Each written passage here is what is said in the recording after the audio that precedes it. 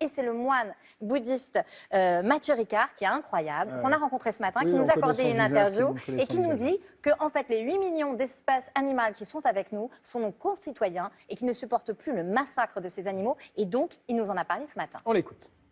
Négliger à ce point le fait qu'il y a 120 millions d'animaux qui sont tués chaque heure dans le monde pour nos besoins. En une semaine, ça fait autant de morts que le nombre de personnes tuées dans la totalité des guerres de l'histoire de l'humanité. C'est quand même beaucoup d'animaux et beaucoup de morts. Donc là, si la cruauté est inacceptable, elle est inacceptable pour tous. Oui, forcément. Oui. Maître Ariel Moreau nous a rejoint. Bonsoir. Vous êtes avocate spécialisée en droit des animaux. Vous avez été mandaté précisément par l'une de ces associations qui a rédigé ce manifeste. Depuis 2015, on rappelle que dans notre code civil, l'animal est reconnu comme un être vivant doué de sensibilité. Mais d'après vous, c'est pas suffisant ?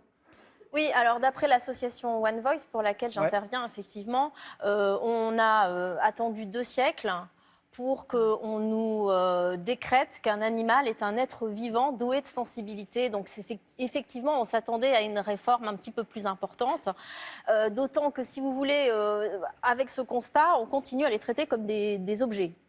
Même si on constate qu'ils sont êtres vivants, doués de sensibilité, on continue à les traiter comme un tabouret.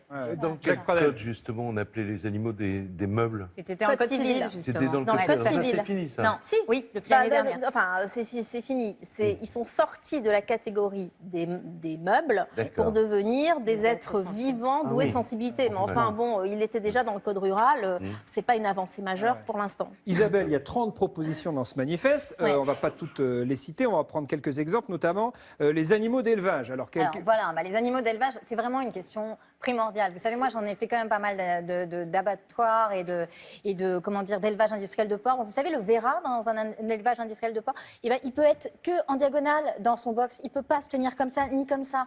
Donc, si vous voulez, il y a vraiment quelque chose à faire. Il se pose la question de la castration à vif, de la question de l'écornage, de l'ébécage, parce que vous savez que les poulets sont tellement confinés, si vous voulez, qu'on leur coupe le bec. Oui. Donc c'est vrai que toutes ces questions-là sont cruciales et se posent aujourd'hui. Alors il y a les questions des animaux d'élevage, l'expérimentation animale également. Alors l'expérimentation animale, il y a quand même 1,8 million de bêtes qui servent à l'expérimentation animale en ce moment. En France, faut quand même voir qu'il y a encore 250 marques de cosmétiques aujourd'hui qui utilisent l'expérimentation animale. Pour les vaccins, on fait quand même ça sur les souris. Que ce soit la médecine, c'est une chose, les cosmétiques, c'en est une autre. Si vous voulez qu'on mette pour tester des crèmes directement dans l'œil du lapin, la crème pour voir comment il réagit ou sur sa peau à vif, c'est pas normal. Et par ailleurs, oui, juste sur l'expérimentation animale, c'est quand même interdit en France, et grâce à une directive européenne sur les produits finis et les ingrédients depuis 2009.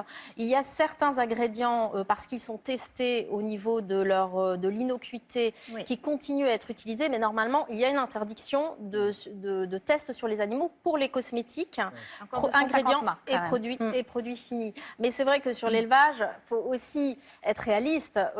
Il faut savoir regarder derrière son assiette. On est tous un petit peu concernés.